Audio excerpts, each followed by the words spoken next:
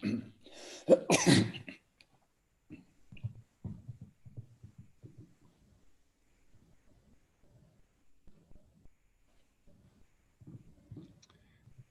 afternoon, good evening, wherever you are in the world. We're very happy to have you with us for this special conversation with Jim Dale today.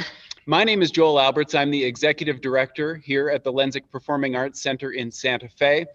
Like most theaters around the world during this pandemic, Good afternoon, good evening, wherever you are in the world. We're very happy to have you with us for this special conversation with Jim Dale today. Twice. My name is Joel Alberts. I'm the Executive Director here at the Lenzik Performing Arts Center in Santa Fe.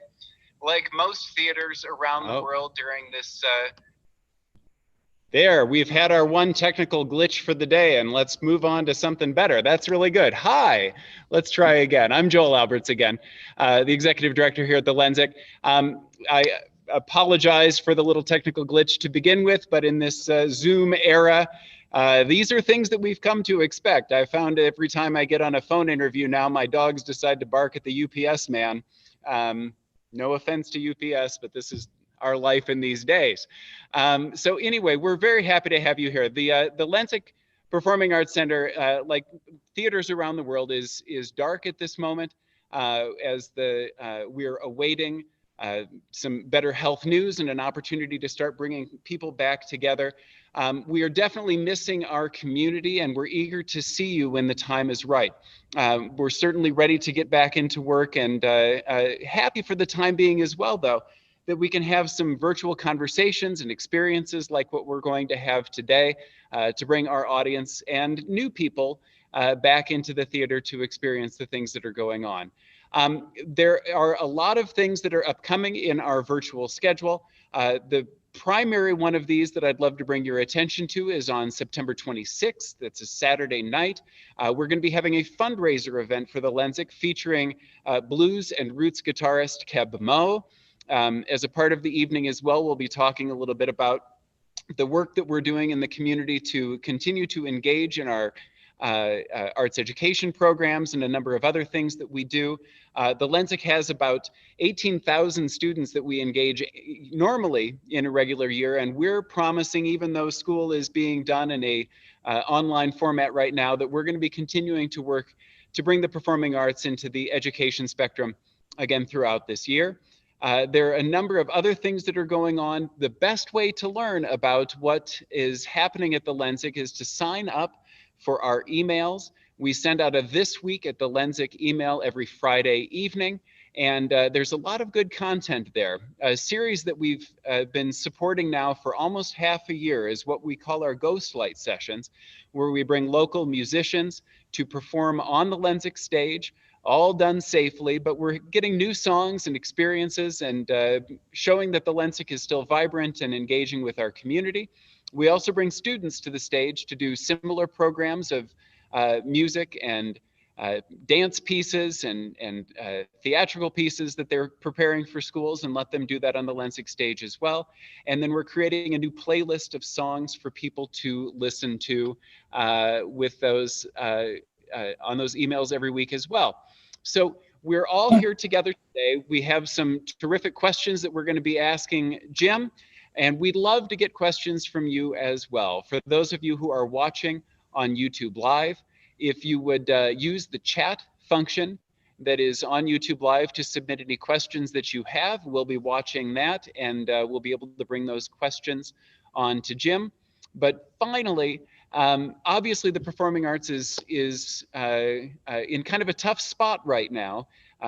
If you have not yet made a contribution to support performing arts, both in Santa Fe and in wherever your communities are, we certainly encourage you to do that.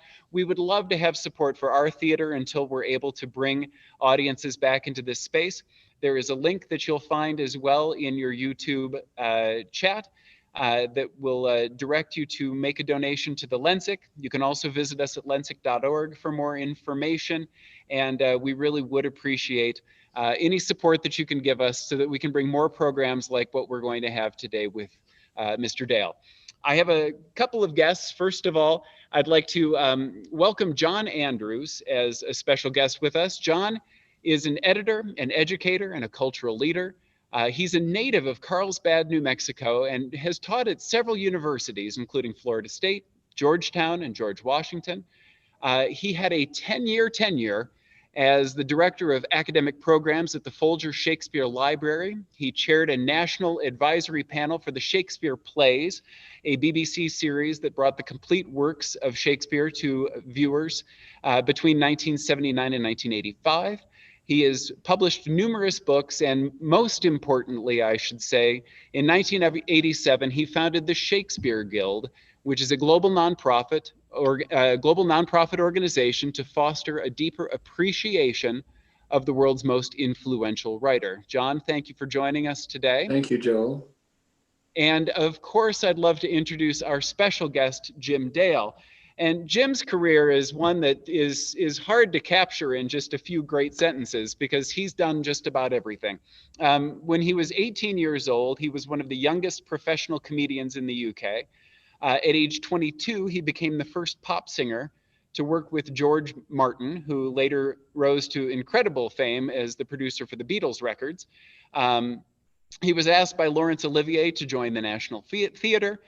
He is known to audiences around the world for his roles in the Carry On films that are still airing regularly.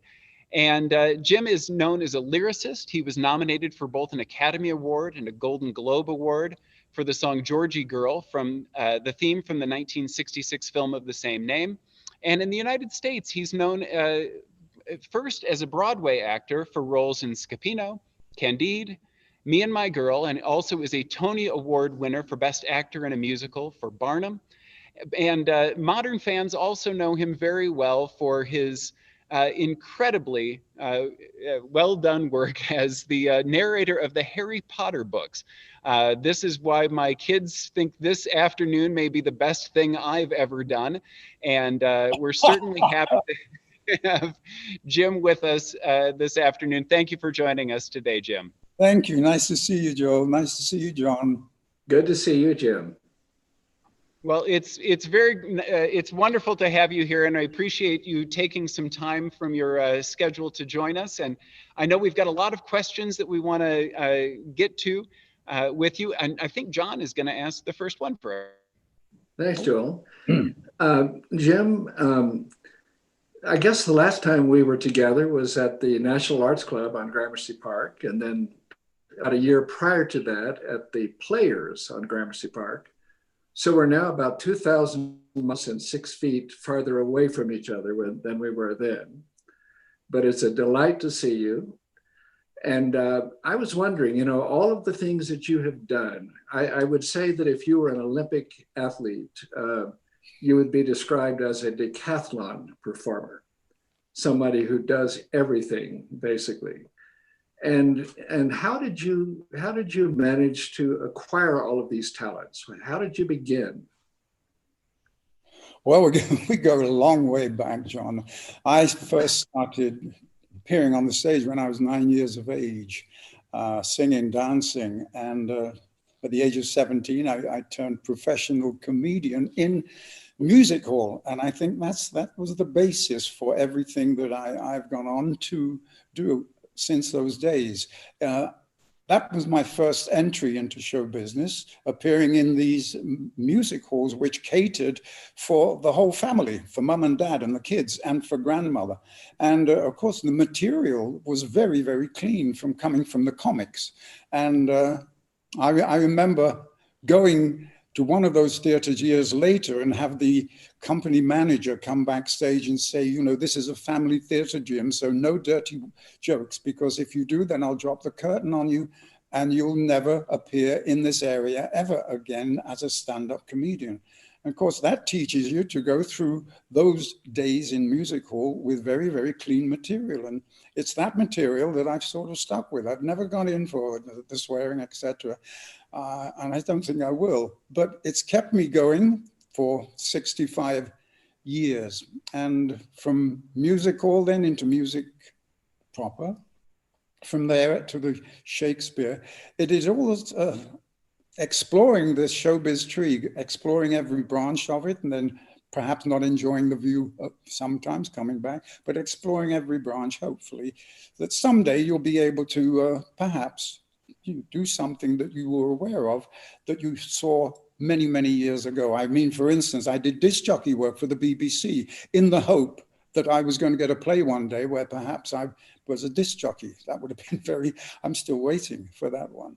So it's a whole combination of learning as you go along, working with the best people, the best actors, the best directors, and the best writers. And you can only learn from that. And I've done that, as I said, for the last 50, 60 years, and couldn't be happier. It was very nice of you to pave the way for the Beatles. Oh, I love that.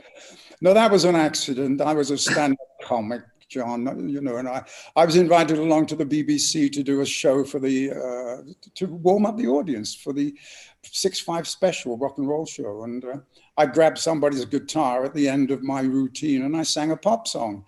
And afterwards, the producer came up to me, he said, "Can you come back next week?" And I said, "Well, I don't have much more clean material."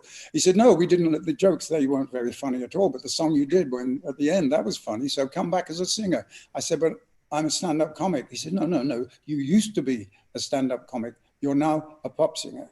And so whether I liked it or not, the next week I turned up as a pop singer. George Martin was watching, phoned me the next day and said, "Would you like me to record you?" And what else could I say? But yes, please. So George worked with me for a couple of years, and we had 3 or 4 songs in the British pop, top 20. But then I got bored with that. I wanted to get back onto the stage, back to an audience that I wanted to communicate with. So I said to George, "Thank you very much for all you've done. I'm going back to the theater." And since those days, that's where I've stayed. That's very, so can you tell us a little bit more about what the music hall world was like at that point and how that's kind of set up as a foundation for you with the other things that you've chosen to do in your career? Well, the music hall's been around in England, for a couple of 100 years. I remember going there with my father and watching these stand-up comedians come on the stage, and one walked on in a top hat and tails and called off into the wings, "Put the rolls in the garage, James. I'll butter them later." And I thought, that is fun. That's fun. Another guy walked on. I said to the waiter, "What's this?" The waiter said, "It's bean soup." He said, "I don't care what it's been. What is it now?" And I fell for the jokes. I was falling about with laughter. And I said to my dad, "That's what I want to do." And Dad said, "Well, I think you ought to learn not just how to tell jokes, but how to move." And where he got that information from, I don't know. He was a pianist. He was an iron foundry worker, but pianist in his spare time. But there must have been some sort of showbiz DNA in our family. My grandmother, she ran a theatrical boarding house in the nearby town next to the theater. But that's where Dad actually worked there when he was about 7 years old. He was a call boy. In those days, they didn't have loudspeakers. So these young boys used to run around the dressing room doors, knocking on the door saying, "5 minutes, curtain up, knickers on, thank you." And Dad actually worked as an assistant one time to a visiting American magician who disappeared, Dad, on stage 14 times that week. And at the end of every disappearing act, Dad had to run out of the stage door, up the street, into the front of the theater, stand at the back, wait for a cue, and then run down the aisle shouting, "I'm here, Mr. Houdini. I'm here." Would you believe it? An assistant to the great Houdini. Couldn't be better. So it was Dad who encouraged me. He said, "Go to dancing lessons, learn how to move." So 6 years of tap and judo and ballroom and eccentric comedy dancing and ballet, especially ballet. I used to say I had more tights in fights than any other kid in our school. But because of the movement that every actor should really try to acquire, it enables me to have the confidence with whatever character that I create on stage. The walk, the movement for that character all came about from the training that was after 6 years of dance lessons. It's always paid off. And you had a chance to play several wonderful Shakespearean clowns. Yes, well, that was due to Frank Dunlop. Frank Dunlop is one of the great theatre directors that we have. It was Frank who saw me as a pop singer. He and Judi Dench came to see the show, and Judy said, I think he could make a good actor. And Frank said, let's try him out. So he asked me if I'd like to join his small company called Pop Theatre, popular theatre, popular prices with popular actors, which I did. And we played the Edinburgh Festival. And that was my very first, I'd never seen a Shakespeare play until I was in it. It was called The Winter's Tale. And Fascinating. Autolycus, the snapper up of unconsidered trifles. Yes. And, I played Autolycus, and Frank asked me to join his company. And during those days, he was helping to build the Young Vic Theatre. They did it for a very small amount of money, I think 40 to 60,000 pounds. It was at the back of a butcher's shop in Waterloo. And so Frank asked me to play the role in a play he had translated from Molière called Scapino. And I played Scapino, and that was the first play that the Young Vic ever had. And I think last week was the 50th anniversary of the Young Vic Theatre. So that's how I started in Shakespeare. I then went on to play Bottom in Midsummer Night's Dream, due to Frank the following year. And then at the National Theatre, I played Lancelot Gobbo with Laurence Olivier as Shylock. Then I played Costard in Love's Labour's Lost. Costard speaking the longest word in Shakespeare, honorificabilitudinitatis. I don't know what it means. And so, yes, those were my experiences of playing wonderful Shakespeares, mainly Shakespeare's clowns. So it seems to me that, you know, when you, even at this point, when we're talking about the dance and the comedy and songs and stage, the confidence that it takes to move into these different things is very, you know, inherent with you. Did you always feel like whatever suggestion came along, that you could rise to the challenge in those opportunities and make the most of them? Absolutely, because you can either succeed or you can fail. There's only two. And if you fail, you just get up, brush yourself down, and start all over again, as they say. That poem by Christopher Logue, "Come to the edge, it's too high, come to the edge, we might fall, come to the edge." And they came, and he pushed them, and they flew. That was one of my favorite poems from years ago. So no, every time something came along, I looked at it as a challenge. Can I do it? If not, if I can't do it, all right, move on to something else. But let's at least try it. Let's see if something can come out of it that I never knew I had in me to start with.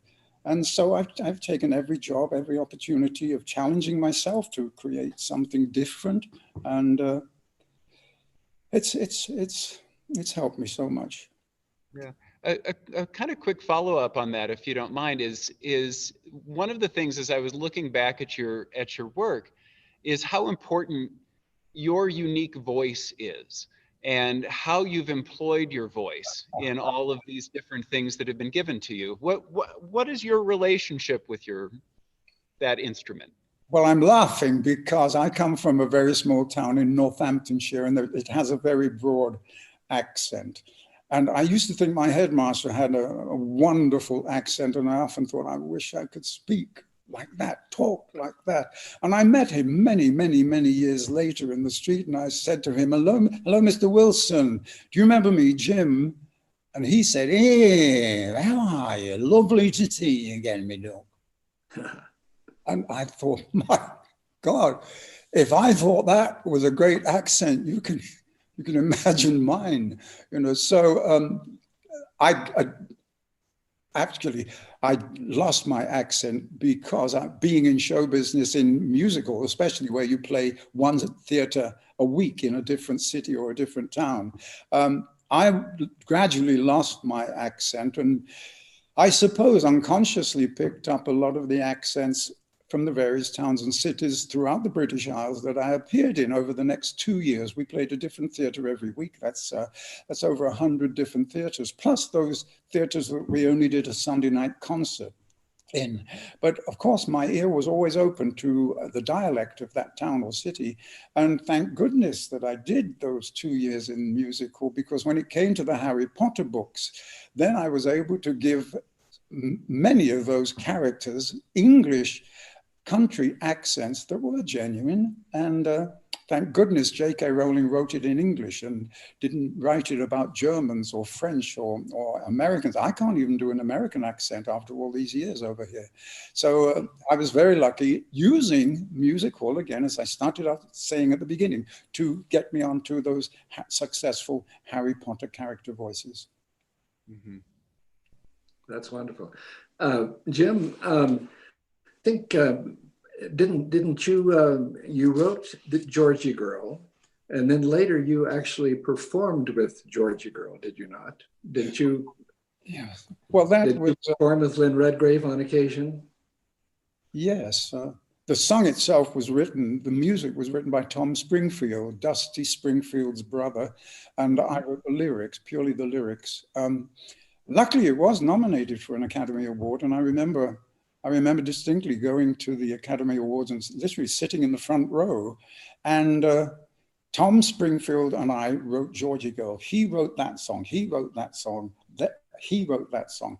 And so when the announcer said, and the winners are, I thought, he wrote that, he wrote that, he wrote that. And I started to stand up, and he said, Born Free. And I couldn't believe that we'd lost. And at the end of the show, it was hosted by Bob Hope, and Bob Hope hadn't had a very good night either. And he said, the winners will now go on to the Hilton Hotel to celebrate, and the losers, and he looked down at the front row at us and said, the losers will follow me up the down ramp of the Los Angeles freeway. And that is exactly the way we felt. But it sold over 11 million records, which was wonderful. But I wasn't a songwriter. I was a singer in those days, but I did put pen to paper on a number of occasions. And as I said, I got a few records into the hit parade, but nothing big. I remember I went many years later into a junk shop, and they had these old 78s, those old records that you could bend or melt over the gas and make them into a fruit bowl. And there was a whole box of them, and I'm flicking through them, and suddenly there's one of me, and I picked it up, and it was me singing the hit song I had. And I said to the owner, I said, hey, look what I found. He said, what? I said, it's a pop song by Jim Dale. And he said, who? I said, Jim Dale. You used to be a big pop singer. He said, well? I said, well, this is wonderful. How much is it? And he said, same as the others, 4p. Now that's about 5 cents. I said, 4p for a hit song from the 60s by Jim. This is worth a fortune. It's worth at least £4 of anybody's money. And the guy said, all right, £4. I said, that's better. And I gave him £4. I am not going to be sold cheap. No. But I still have that record. I think that's great. That's great. I want to ask you a question that's already coming online. We have a lot of them that are arriving already. So the question was, how does it make you feel, Jim, that UK fans will always think of the Carry-Ons before your great career in theater and audiobooks? And this is from a former Kettering resident who absolutely adores you. Oh, that's lovely. Kettering was a nearby town 4 miles away from Rothwell, where I was born. Well, let's see. That's very difficult to answer that. Repeat it again, because it's... Sure. How is it how do you feel knowing that the Carry-On films are the thing that UK people think of first when they think of your illustrious career? Well, the normal film is seen once. You go see it once, and then it goes on to the scrap heap or back into the library. You never see it again. But the Carry-On films are so different. They made 32 or 3 of them over a period of 40 years. And I was lucky enough to be asked to become a resident member of the Carry-On team, which was like being offered a knighthood. And so these films, I made 11 films in the series, and the films are so popular that even 40 years later, they are still shown 2 or 3 times a week. And at Christmas, the whole evenings are devoted to one Carry-On film after another. So it's inevitable that people get to recognize you everywhere you go and treat you as if you were a part of the family. And that's rather lovely.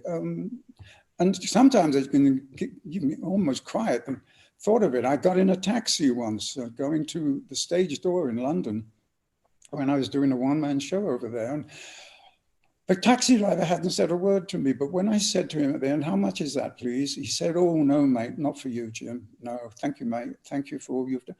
And I couldn't believe it. And that's the attitude. People stop you in the street as if you're part of the family. And that's one thing that the Americans don't know anything about. We don't have the carry-on films over here. I only wish we did. One or two have been shown at 4 a.m. And that's when I found that out, when somebody who was half asleep said, "Hey, man, don't I recognize you? I saw you about, I couldn't sleep last night." So they only shown on late night television over here in some obscure channel. But over in England, oh, they'll never be forgotten. In fact, I should say that there's, not only do we have family and friends watching in England now, but we have many, many, many aficionados of the carry-on films watching as well. So let me say hello to all of them. Very good. And those films influenced Monty Python. Am I correct about that? Oh, I don't know whether they influenced Monty Python, because that was a very, very distinct style of comedy. Don't forget the carry-on. When we talk about music hall, it died off in the 60s, but British humor can't just die off. So some of those jokes, most of those jokes, were now taken by the carry-on writers and made into sketches. As I said earlier on, let's say the waiter gag. I said to the waiter, "What's this?" He said, "It's bean soup." I don't care what it's been, what is it now? That joke could be translated to a restaurant scene where one of the carry-on team just sitting down and a waiter comes over. So you can tell that joke now as a visual joke. And many, many, many of the carry-on jokes originated in music hall from 100 to 150 years ago. That's great. Another question from our audience: is there a role you didn't get a chance to play, the one that got away for you? I can't think of one at the moment. I've turned down many, many roles because I didn't think I could contribute anything to them. But there's not one role that got away from me. I don't think so. No, I was very, very lucky. Don't forget, when at an early age, when you're 22 and you become a pop singer and you go on television a lot, then you're sort of gone up one or two steps. So when people want you for something else, they don't ask you to audition. They want you because of the name value, and you can perhaps sell a few extra tickets. So I've been lucky enough not to have to audition probably any time in my life. When Dunlop saw me, I didn't have to audition for Frank. He asked me, he'd seen me work. When Olivier asked me to join the National Theatre, I didn't have to audition. He'd seen me in all of Shakespeare's plays by Frank Dunlop and Scapino. And this goes on with Disney. They came to see me in Scapino in America. And the result of that was an offer to play the role of Doc Terminus in a wonderful kids film called Pete's Dragon. And from one Disney film to the second Disney, and then to the third Disney film. So I've been so lucky. I just haven't had to audition. And that includes the Harry Potter narrator. They were looking for a Harry Potter a narrator who could do the books and the characters. And someone said, well, there's Jim Daly. He's an English actor, and he's in a play at the moment off Broadway called Travels with My Aunt. There are 4 men in it. 3 of them are the ones who do the speaking, and they create 33 roles between them. So everyone at the recording company thought, well, wow, great, that's what we need. So they asked me if I'd read the book. I did. I loved it. They said, would you like to play the narrator? I said, certainly I would. And then I signed the contract. It was only then they said to me, so how many parts did you play in Travels with My Aunt? I said, well, just the aunt and the nephew. Why? The other actors, I said, played 31 roles between them. They were wonderful. So I got that under sort of false pretenses. So I didn't have to audition for that. So as I said originally, I've been lucky enough not to have things that I wished I'd have done. I've been lucky enough to be able to do the things I've always wanted to do. Is there anything you haven't done that you would like to do now? or probably Hamlet. Shall we consider this your audition? I don't know. And I'm enjoying life at the moment. I'm doing narration work while this virus is around. The narrators of this world are the ones who I think perhaps are the ones who are able to do work and earn a living.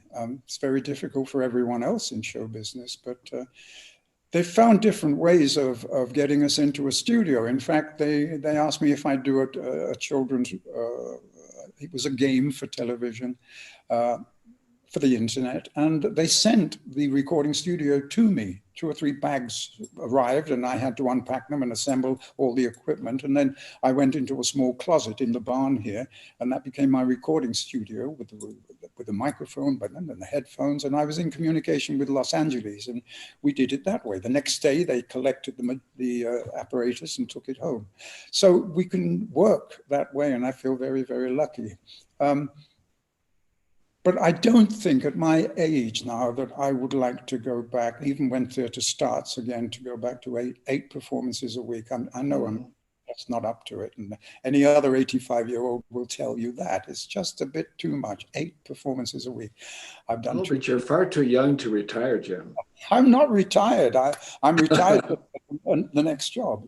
But I hope I don't have to audition for it. I wanted to ask about one of your stage roles, and that was your one-man show, Just Jim Dale.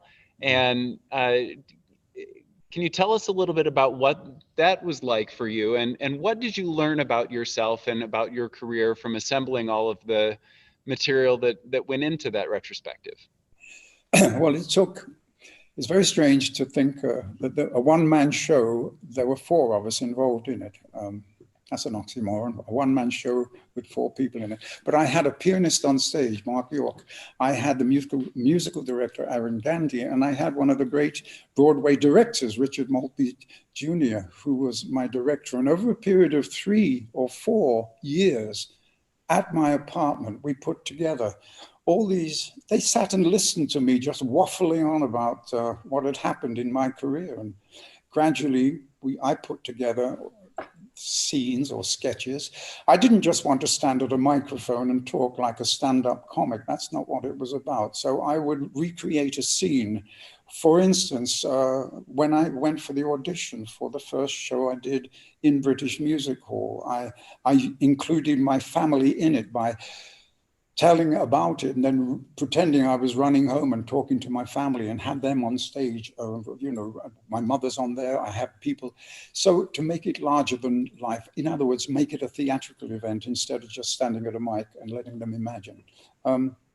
So that was probably 5 years of putting together all the memories that I had of the things that happened in my life, together with songs, etc., that we put together.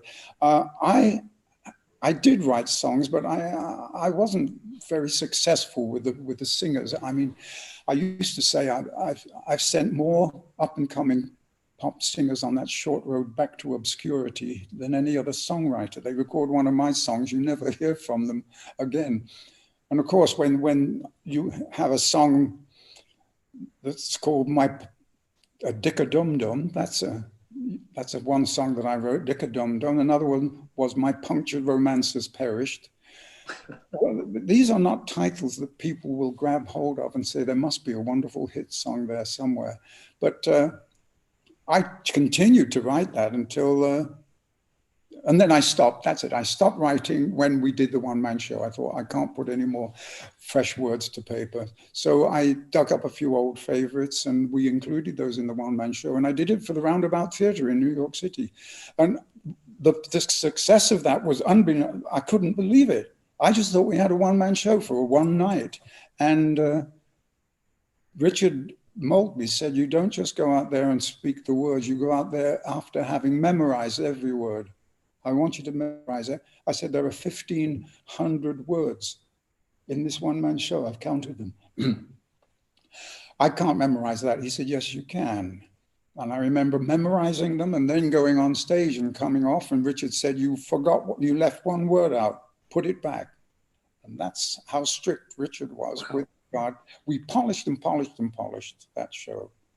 And it really had a shine to it that I didn't recognize from where I was standing, which was on stage performing it. But the rest of the audience just seemed to love every moment of the memories that I conjured up from those past 60 years. Great And fun. you were able to bring that back to the UK as well, right? Well, the producer, the owner of one of the theatres in England came to see the show at the Roundabout Theatre and said, "Would you like to come to England and do the show?" And I said, "No, no, thank you. I'm too tired, but thank you very much." And it was only after she went back to England, I thought, what an idiot I am. I've been away from England for 40 years. Well, of course I want to go back to England. And in fact, the theatre she was offering was called the Vaudeville Theatre in the Strand in London. And the last time I was there was in my first musical 50 years ago. It was called The Wayward Way. And we opened the week Churchill died. As a result, the whole of show business died that week as well. But I was back in that same dressing room, #1 dressing room at the Vaudeville Theatre 50 years later. And I remember looking inside the wardrobe and there was a mark in there that I had put there 50 years ago and I recognized it. So that was wonderful to go back to play to an audience who hadn't seen me in 40 years. They had no idea, had no idea what Jim Dale had achieved in America. They hadn't seen any of my stage work, and I'd done plenty of plays over here in 40 years. They just knew that I was a member of the Carry On team, and prior to that, I'd been a pop singer. So they came along not really knowing what the heck to expect, and what we gave them was some hint of what had been going on all those years ago, and one of the best audiences I have ever played to. Wonderful. Any more questions? Joel, do you have other questions from members of the viewing audience? Oh, indeed I do. Just one second here. Thank you, John. Well, I have a very personal question for you, Jim, from a woman named Cheryl Everett, who wrote. She says, "Hi, Jim. Your brother has taught me your life story, running the Jim Dale exhibition in Rothwell. Can you please enlighten me to some showbiz secrets your brother doesn't know about you?" That's a two-part question, isn't it? Is First of all, my brother is Mick Smith, his name is.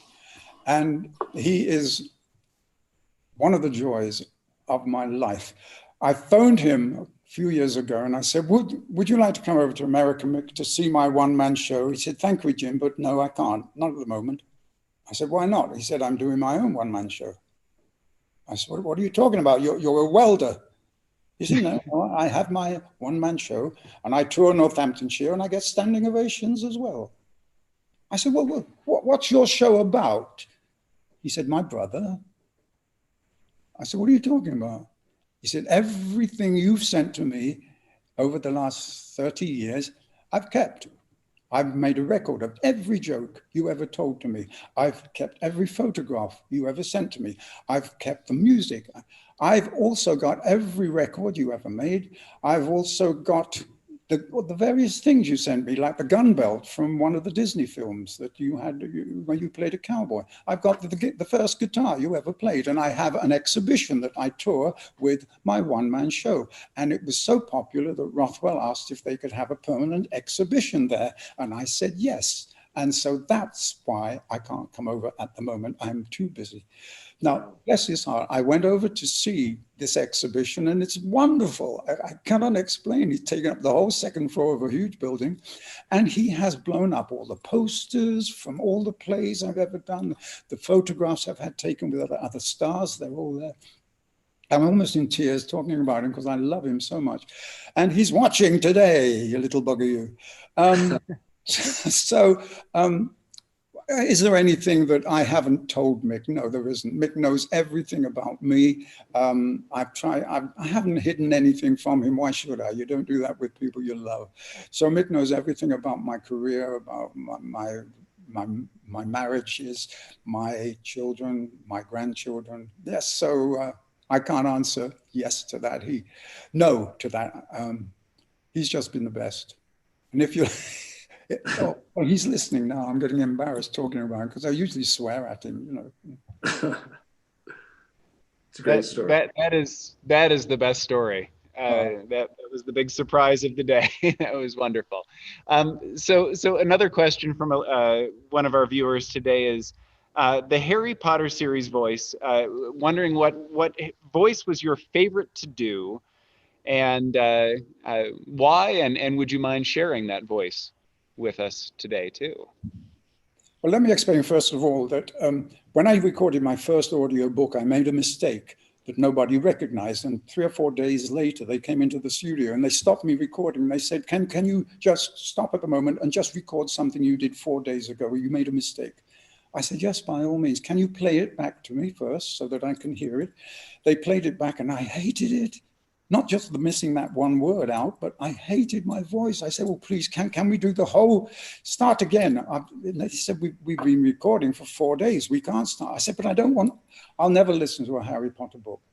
And I never have. So all 7 books, I've never heard them. And it's very difficult now after all these years to try to remember the various characters, because there were for 7 books, there were over 200 different speaking characters J.K. Rowling wrote. But one was my favorite. It was always Dobby the house elf.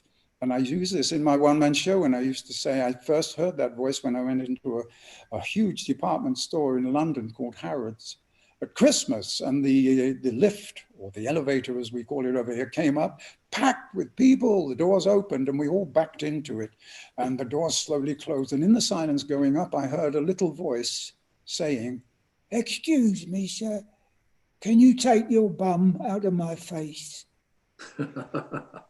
And I couldn't hardly turn around. And I looked down, there's this little fella there, And I said, I'm so sorry. I really do apologize.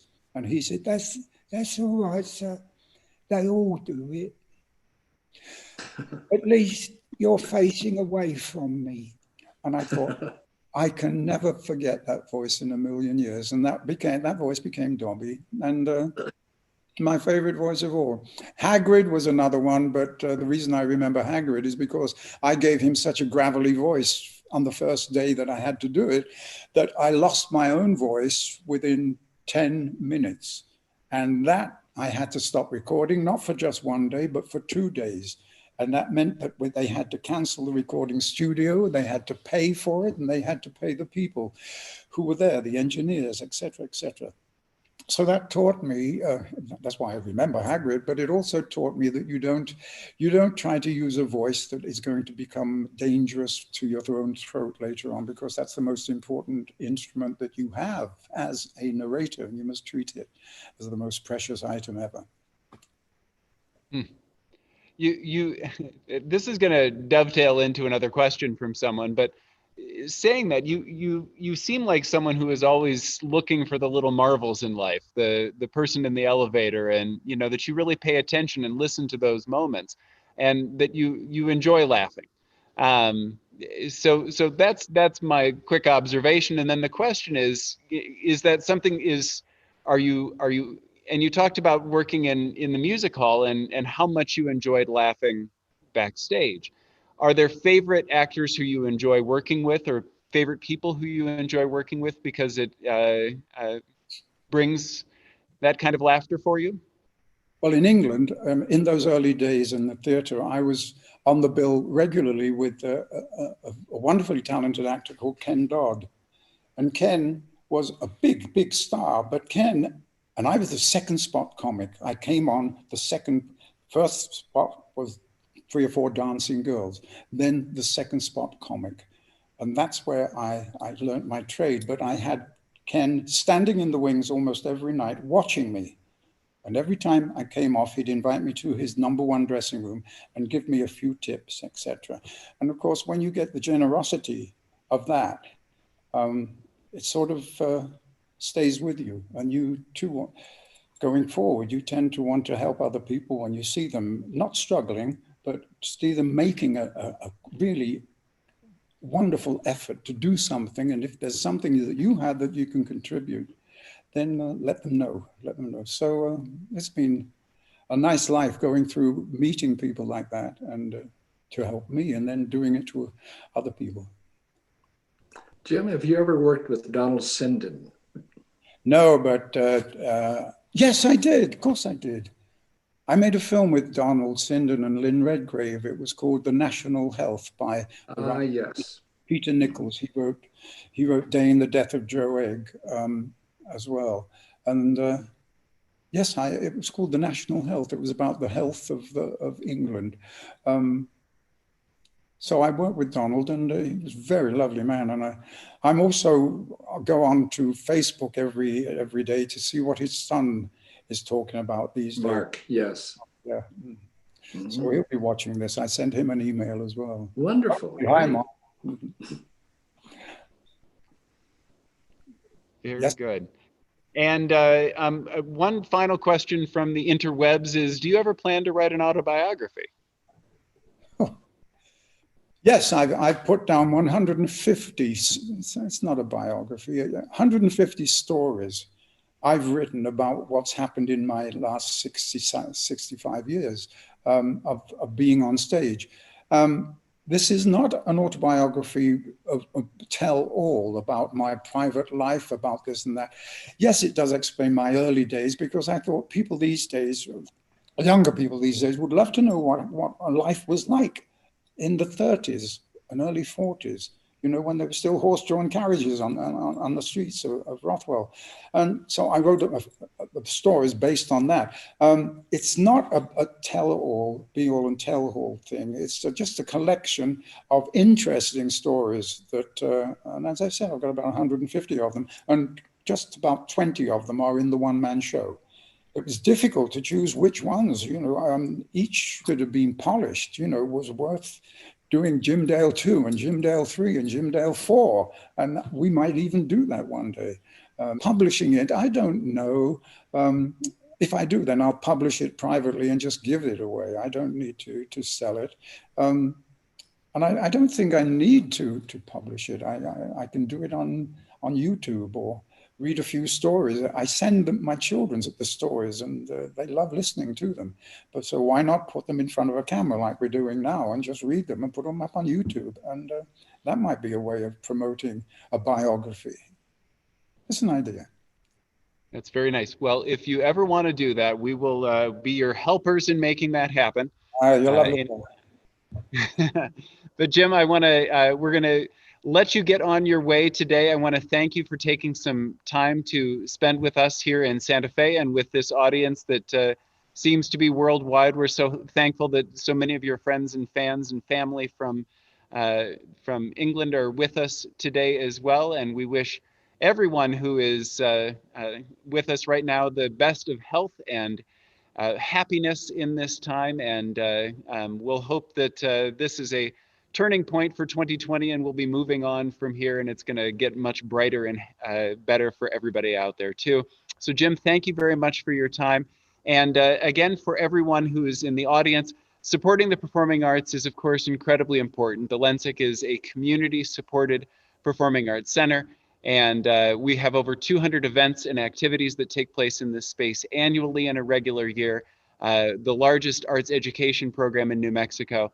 And we're really looking forward to getting back to that work. And if you would like to help support the arts at this time, there is no better time to do it than today. There is a link that you'll find in the YouTube Live. You can also go to lensic.org and find ways that you can help support this theater. And if this is not the one to support, I hope that you'll support a theater in your home as well. This is a very important time for all of us, and we're looking forward to getting our communities back together. Thank you again, Jim, for joining us, and John, for your time today, and Thank you. best wishes to everyone.